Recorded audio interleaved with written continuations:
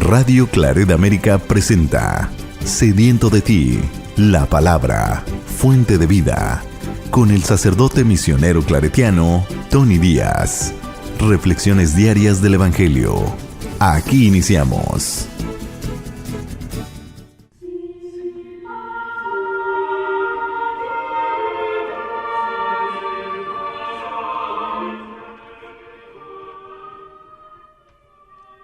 Bienvenidos hermanos a nuestras reflexiones del Evangelio del día. Hoy es lunes de la 10ª semana del tiempo ordinario.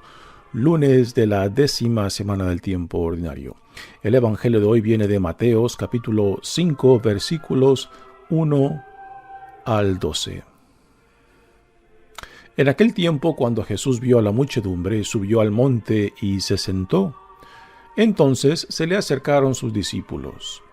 Enseguida comenzó a enseñarles, hablándoles así: Dichosos los pobres de espíritu, porque de ellos es el reino de los cielos. Dichosos los que lloran, porque serán consolados. Dichosos los sufridos, porque heredarán la tierra. Dichosos los que tienen hambre y sed de justicia, porque serán saciados. Dichosos los misericordiosos, porque obtendrán misericordia. Dichosos los limpios de corazón, porque verán a Dios. Dichosos los que trabajan por la paz, porque se les llamará hijos de Dios. Dichosos los perseguidos por causa de la justicia, porque de ellos es el reino de los cielos. Dichosos serán ustedes cuando los injurien, los persigan y digan cosas falsas de ustedes por causa mía. Alégrense y salten de contento, porque su premio será grande en los cielos, puesto que de la misma manera persiguieron a los profetas que vivieron antes que ustedes. Palabra del Señor. Muy bien, damos comienzo a nuestra reflexión del Evangelio de hoy. Damos comienzo a este primero de 5 discursos de Jesús en el Evangelio de Mateo. Este es el más conocido, más famoso. Es el sermón o discurso del cual se cita bastante en el Evangelio de Mateo, que es el Evangelio de la Iglesia. Por esto me refiero de que es el Evangelio que más se cita en la Iglesia en los documentos oficiales. Y aquí tenemos las famosas bienaventuranzas, lo cual es algo impresionante como hablamos tanto de ellas en cuestión del ideal que promueven, y sin embargo son estas bienaventuranzas a las que menos les damos importancia. Por ejemplo, notemos cómo a los 10 mandamientos casi los ponemos como la definición de lo que significa ser un cristiano, cuando en realidad las enseñanzas de Jesús van mucho más allá de los 10 mandamientos. Pero es impresionante, es misterioso el por qué hemos hecho de los 10 mandamientos algo central a la vida cristiana, cuando las enseñanzas de Jesús, particularmente tal y como las encontramos en este primer discurso de Jesús, el Sermón de la Montaña, tenemos el corazón y centro de su proclamación del reino de Dios. No es todo, pero en gran parte es el corazón de lo que significa ser un discípulo de Jesús, un ciudadano del reino que Dios en Jesucristo anuncia e inaugura. Las bienaventuranzas no son mandamientos, no son cosas que tenemos que cumplir a rajatabla, más que todo son actitudes, son formas de ser que nos identifican como ciudadanos del reino de Dios y discípulos de Jesucristo. Así que no son mandamientos al cual hay que obedecer, todo lo contrario, son actitudes que somos llamados a adoptar como respuesta a la venida del reino a nosotros. La iniciativa siempre es de Dios. Entonces, cuando uno palpa, cuando uno se da cuenta de que este Dios ha venido a salvarnos a nosotros de nosotros mismos, entonces la respuesta a esta iniciativa de Dios son estas bienaventuranzas formuladas aquí por Jesús, y que para nosotros, los discípulos, pues significan cómo hemos de identificarnos y a qué somos llamados a ser y después a vivir, no solamente como persona, sino también como en relación tanto con Dios, con el prójimo y conmigo mismo. Son 8 las bienaventuranzas que se nos dan, pero si podemos entender las primeras 2, entenderemos el resto. Jesús se encuentra muy probablemente en una de las colinas de los varios cerros que rodean al lago de Galilea o de Tiberíades, y ahí utilizando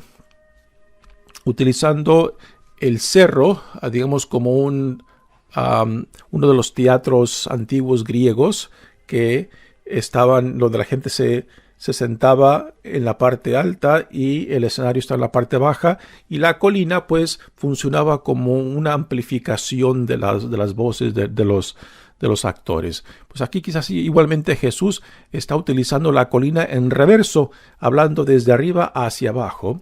Se nos da la impresión que Jesús está rodeado de sus discípulos, porque también detrás de los discípulos está la multitud que lo viene siguiendo. Pero parece que Jesús aquí se está dirigiendo específicamente a sus discípulos, que después serán sus embajadores, sus extensiones para llegar a mucha más gente. Así que estas bienaventuranzas es el patrón para todos aquellos que nos identificamos como cristianos, como discípulos de Jesucristo, como ciudadanos del reino que Dios en Cristo ha inaugurado. La primera bienaventuranza dice: dichosos los pobres de espíritu. En Lucas, esta misma bienaventuranza simplemente la pone como dichoso el pobre, los pobres. En el fondo no hay mucha diferencia. Podemos decir que entre Mateo y Lucas hay una complementariedad del concepto del pobre. Podemos decir que que Mateo se enfoca en la profundidad de la actitud del cristiano ante la iniciativa de Dios. Y Lucas, en cierta manera, se enfoca en la anchura de lo que significa ser dichoso ante Dios, del Dios de la misericordia. Así que Mateo y Lucas en cierta manera se complementan, no se contradicen, porque Mateo se enfoca en lo profundo del significado del pobre de espíritu, mientras que Lucas se pone el énfasis en la pobreza física, en el ser excluido, el ser olvidado por aquellos particularmente más los que tienen el poder, no solamente político, sino también económico. Dichosos los pobres de espíritu. ¿Qué es esto de pobres de espíritu? La mayoría de comentaristas están de acuerdo que se refiere a aquellos que viven con humildad, aquellos que viven en dependencia de otros, o sea, necesitados de otros. Pero aquí, tal y como Jesús está utilizando esta expresión de pobres de espíritu, se refiere a una total y completa dependencia en Dios o a la voluntad de Dios. ¿Y quién más para modelarnos el significado de este pobre de espíritu que Jesús mismo, quien depende total y completamente de la voluntad del Dios Padre? A Jesús no se le puede entender sin su relación en obediencia, en sumisión a Dios Padre. Para nosotros hoy en día se nos dificulta mucho este concepto de obediencia y sumisión a Dios. Pero para Jesús no hay de otras. O eres o no eres, o te sometes o no te sometes, te identificas o no te identificas. Y para los que están escuchando a Jesús, identificarse con Él mismo, Jesús, como el Mesías, es identificarse también con el Padre, quien envió a Jesús. Sí, que Jesús modela para sus discípulos lo que espera de sus discípulos mismos. Él modela y Él no exige nada de otros que Él mismo no esté dispuesto a someterse, a cumplir, a hacer lo suyo. Sí que Jesús es el modelo por excelencia de lo que significa ser pobre de espíritu, de vivir en total y completa dependencia de Dios. ¿Y de dónde Jesús toma esto? Toma esto de la experiencia de los pobres, que eran la gran mayoría de la gente en sus tiempos. Había los ricos y los pobres, los poderosos y los que no tenían en qué caerse muertos. Y la gran mayoría eran pobres, quienes dependían de la bondad de otros. Así que esta es, digamos, la experiencia existencial de donde Jesús saca este concepto de los pobres. En el Antiguo Testamento se le llama el Anawim. Son de los pobres que también hace referencia a aquellos que viven en fidelidad a Dios. Son los justos, los que están a la espera de la voluntad de Dios. Dichosos los pobres de espíritu, porque de ellos es el reino de Dios. También hay otra parte que también entra en este concepto del pobres de espíritus, y es de que uno tiene que reconocerse como necesitado de la gracia de Dios. Y la entrada a este reino es el reconocer nuestro pecado, nuestras ofensas, nuestra oscuridad, nuestra necesidad de ser sanados, nuestra necesidad de ser salvados. Si no reconocemos en nosotros esta necesidad, entonces no hay posibilidad de ser parte de este reinado que Dios en Jesucristo hace real y concreto. Porque es por medio de esta puerta por la cual todos tenemos que entrar. Al reconocer mi necesidad, tu necesidad, tanto de salvación como de sanación, como de integridad, y que esta gracia solamente viene de Dios, que no es algo que yo pueda adquirir por mis propios esfuerzos, por mi propia cuenta. Podemos decir de que las bienaventuranzas constituyen una ética de gracia basada en la misericordia de Dios, en vez de una ética basada en la obediencia. O sea, cuando se vive de la sumisión a Dios, vivimos en la espera de Dios. Ante Dios todos somos mendigos, todos, no hay excepción.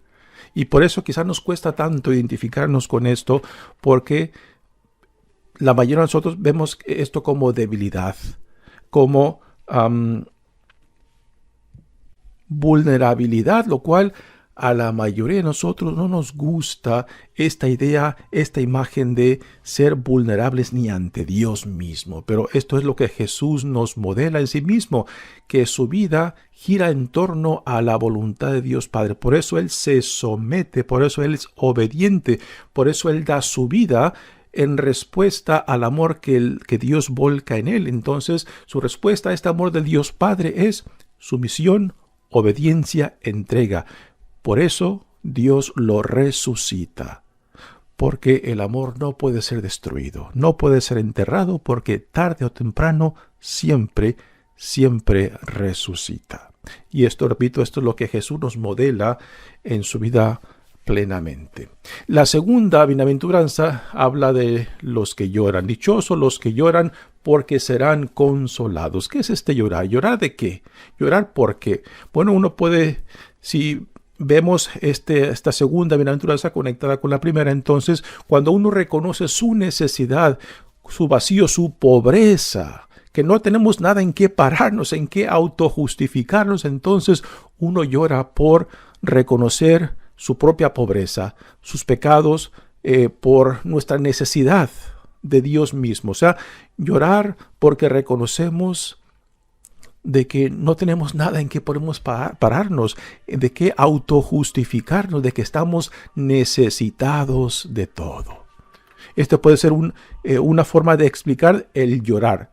Otra forma de explicar el llorar es de que dichosos los que lloran por ser leal y fieles al llamado de Dios, o sea, al llamado del Evangelio, al llamado de Jesús mismo, y sufrir las consecuencias de esa fidelidad, de esa entrega a Él. También a esto puede ser referencia a este de llorar, porque serán consolados. ¿Y quién es quien nos consuela? Jesús mismo. Ya los evangelios nos dice Jesús, ¿no? Vengan a mí los que están agobiados por la vida, cansados por la vida, y yo les daré consuelo, yo los consolaré. Tome mi yugo, porque mi yugo es liviano y ligero. Así que Jesús mismo es quien nos consuela, el consolador por excelencia, porque Él mismo Nuevamente, Él mismo no nos exige nada que Él mismo no está dispuesto a seguir, a imponerse a vivir. Por eso Él con toda confianza nos puede decir: vengan a mí, que yo no he quedado decepcionado. Si podemos entender estas dos bienaventuranzas, entonces el resto de estas aventuranzas empezarán a encajar en su lugar. Reconocer nuestra pobreza y reconocer nuestra necesidad por Dios, el llorar por Dios y también el llorar quizás por las consecuencias de nuestra fidelidad al llamado que Dios nos ha dado. Mi nombre es Padre Tony Díaz, misionero claretiano. Que Dios los bendiga. Radio Claret América presentó Sediento de ti, la palabra. Fuente de vida. Sus comentarios son importantes. Contáctenos en radioclaretamerica@gmail.com.